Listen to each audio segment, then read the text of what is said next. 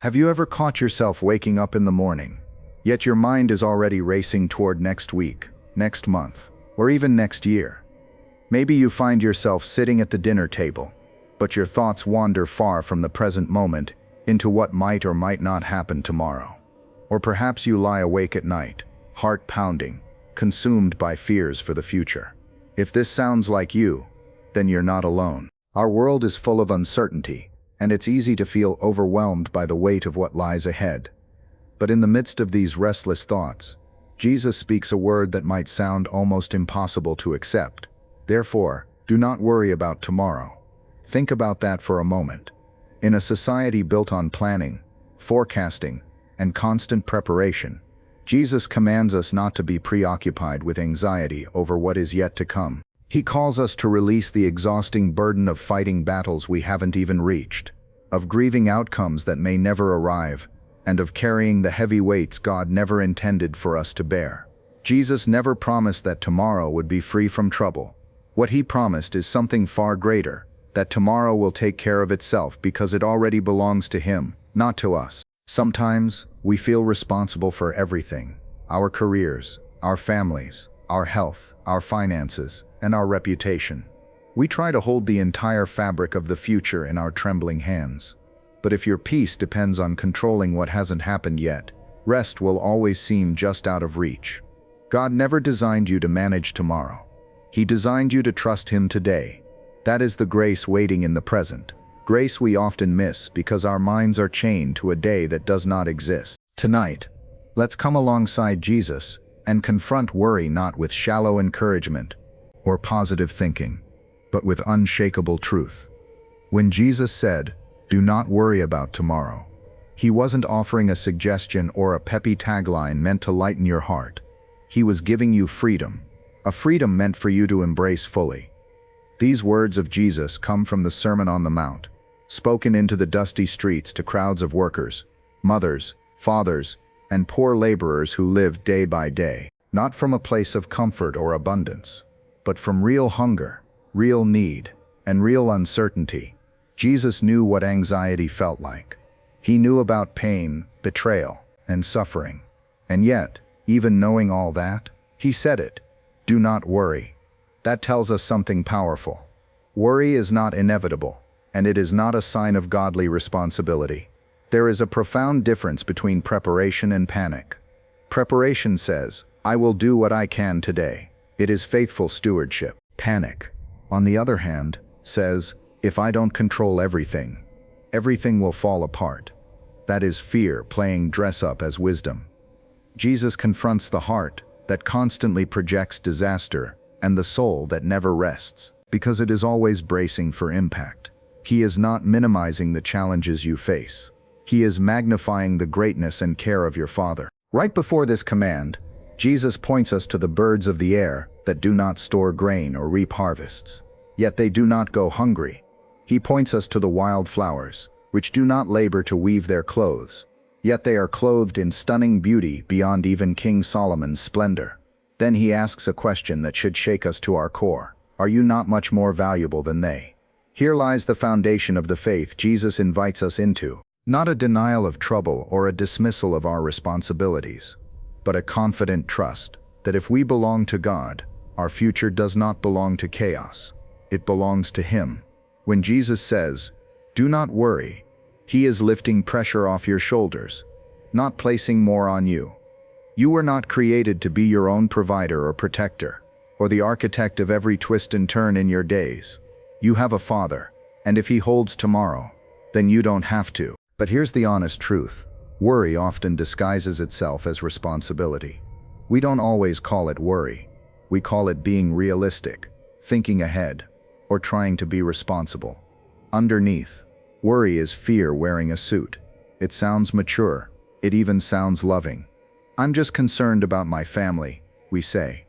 "I'm only trying to prepare." But at its core, worry is a restless heart trying to control what it cannot. It does not protect. It drains.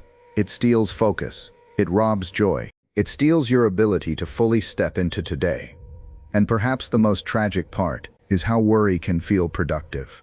You may sit still for hours tangled in anxious thought, thinking you're doing something important, but worry changes nothing. Jesus asked, "Which of you by worrying can add a single hour to your life?" The answer is none.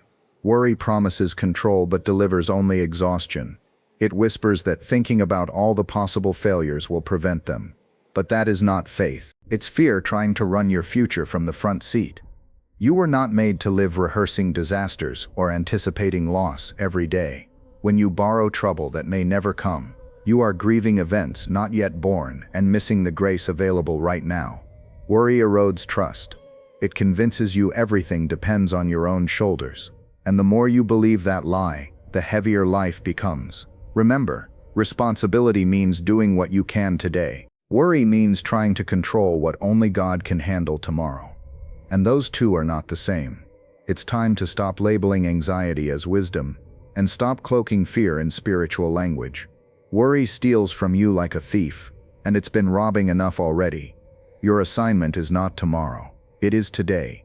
Jesus said, "Sufficient unto the day is the evil thereof." Today has enough trouble of its own. You don't need to import extra anxiety from the future. God gives daily bread, not monthly anxiety or yearly guarantees. Think of the Israelites wandering in the desert. God provided manna one day at a time. If they tried to store more than instructed, it would spoil. God was teaching them dependence, one day at a time. You keep asking God for answers about years ahead, but He keeps giving you strength for today. You demand clarity on next season, but He provides light for this step. Psalm 11:19 says, "Your word is a lamp to my feet and a light to my path." A lamp doesn't flood the whole path ahead. It just shines far enough for the next few steps. Faith works this way. You don't need to see every twist of the path. You need to obey now. But your mind keeps sprinting ahead. What if I fail? What if it all falls apart? What if I'm not ready? Listen carefully. Tomorrow is not your assignment. Obedience today is faithfulness. Today requires trust. You are not responsible for solving problems that haven't shown up yet. You are responsible for doing what God has set before you right now. When you live in tomorrow, you neglect today. You rush through conversations and miss moments. You pass over divine appointments because your mind is somewhere else. But God meets you in the present. His grace doesn't arrive preloaded for 10 years in advance. It is released step by step, day by day. If you try to live ahead of Him, you feel anxious. If you lag behind because of fear, you feel stuck. But when you keep in step with Him, peace follows you. You don't need strength for next year. You need strength for today. And that strength is already yours because His mercies are new every morning. Tomorrow's mercy will come tomorrow, so don't reach for it prematurely. Jesus draws your eyes upward to the Father who feeds the birds and clothes the lilies. Notice what He points us toward. Not stock markets or armies, but the simple beauty of God's creation. The birds don't have bank accounts or labor for years ahead, yet your Father feeds them every morning. The wildflowers don't stress about their appearance or manufacture their own splendor, yet they are arrayed in beauty greater than Solomon himself. If God cares for the birds and clothes the flowers with such attentive love, how much more does He care for you, His precious child? You are not just a piece of creation. You are a beloved child of God. When you live in constant worry, you live like an orphan, like nobody is watching, like everything depends on your effort alone. But Jesus keeps calling you to remember your Father. He knows what you need before you ask. He knows before you panic or lose sleep. The real problem isn't God's awareness, but whether you can truly believe He loves you and will provide for your life. Often, we measure God's faithfulness by our circumstances rather than His perfect character. Birds don't wake up filled with doubt, and flowers don't bloom in fear. They live within the order God established, and He invites you to that same rest. Not laziness, not passivity, but confidence. You work, you plan, you obey, but you do it with peace, because the one who feeds the birds is not less attentive to you. You are known and treasured, and if He manages the world so precisely, He certainly will not overlook your daily needs. There is a sobering truth we must face. Worry can become a form of unbelief when it settles in as a pattern, not just a fleeting fear. When you constantly expect the worst, act as though disaster is inevitable, and live as if God will not come through, you are silently declaring distrust. You question God's goodness. Will He really provide? You question His sovereignty. Is He truly in control? You question His faithfulness. Will He keep His promises? Jesus said, "O you of little faith," linking worry directly to the state of our trust. This is not condemnation but revelation. Trust is the root. Worry is the symptom. When you believe God is distant, unpredictable, or reluctant, worry grows. When you know Him as truly faithful, something changes inside. You stop bracing for catastrophe. You stop living like God is unreliable. Faith is not pretending problems don't exist. Faith is believing that God exists within your problems. Worry says, "What if everything falls apart?" Faith says, "Even if it does, God will hold me." Worry says, "What if I lose it all?" Faith says, "God remains." Worry magnifies uncertainty. Faith magnifies God. You can't magnify both at the same time. Every time you rehearse fear, it grows stronger. Every time you rehearse God's promises, trust is strengthened. What are you feeding in your heart today? Fear or faith? Tomorrow will always be uncertain. But uncertain doesn't mean uncontrollable. God is not pacing in heaven anxiously about your future. He is seated calmly on the throne, sovereign over all. If heaven is not panicking, why are you? You might say you trust Him, but do your thoughts and actions follow that confession? The deeper you know Him, the less you will fear tomorrow, and the freer your life will be today. Jesus doesn't just say, "Stop worrying." He shows us what to pursue instead. Seek first the kingdom of God and His righteousness, and all these things shall be added unto you. Notice the order. First the kingdom, then provision. First alignment, then addition. Anxiety often comes because we reverse our priorities. We seek security, comfort, answers, guarantees first. When those don't arrive quickly, we panic. Jesus calls us to reorder our pursuits. Seek the King before control, righteousness before reassurance, obedience before outcomes. It's not just spiritual talk. It's divine strategy. When your heart is fixed on God's kingdom, your fear shrinks. When your mission is honoring God today, you stop obsessing over whole tomorrows. You no longer try to manage the entire future. You just try to be faithful in this moment. The kingdom mindset changes everything. Instead of asking what if I lose, ask how can I obey. Instead of asking what will happen next year, ask what God wants from me today. Instead of trying to secure your life, ask how to surrender it. And something incredible happens. Peace replaces pressure. When you seek first the kingdom, you step into divine order. God never called you to chase provision. He calls you to chase Him. And provision always follows pursuit, not panic.